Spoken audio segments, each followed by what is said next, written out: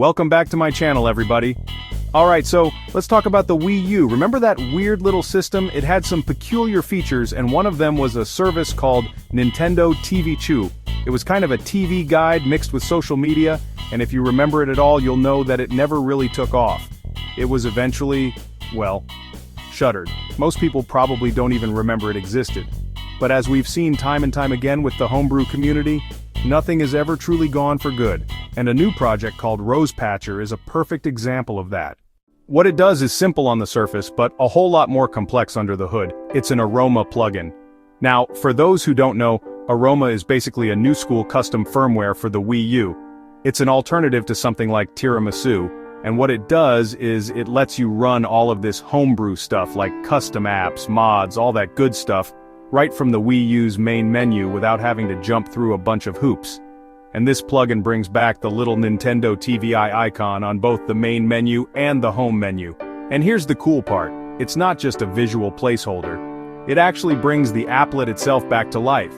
Now it's worth noting that it only revives the Japanese UI, not the one we had in the US. The reason, it turns out, is that the US version was way more complex, and the data they needed for it just wasn't available.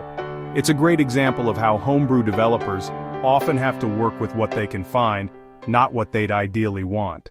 This whole thing is the work of a couple of developers, chiefly Cooper and Swirls, with a ton of help from the larger Aroma Discord community. Cooper in particular said that getting the service token was absolute hell, which, for anyone who's ever dabbled in this stuff, sounds about right. Now, as with any homebrew project, you might run into a few little hiccups. For those on a Japanese console, you might find your system crashing, but don't worry, the fix is pretty straightforward. You just need to hop into the rosepatcher.json file on your SD card and change one value from false to true. It's a bit of a classic homebrew workaround. This project even took some inspiration from other projects like Pretendo, which shows you how this community is all connected. And by the way, the developers were quick to point out there's no official affiliation there, which is an important distinction to make.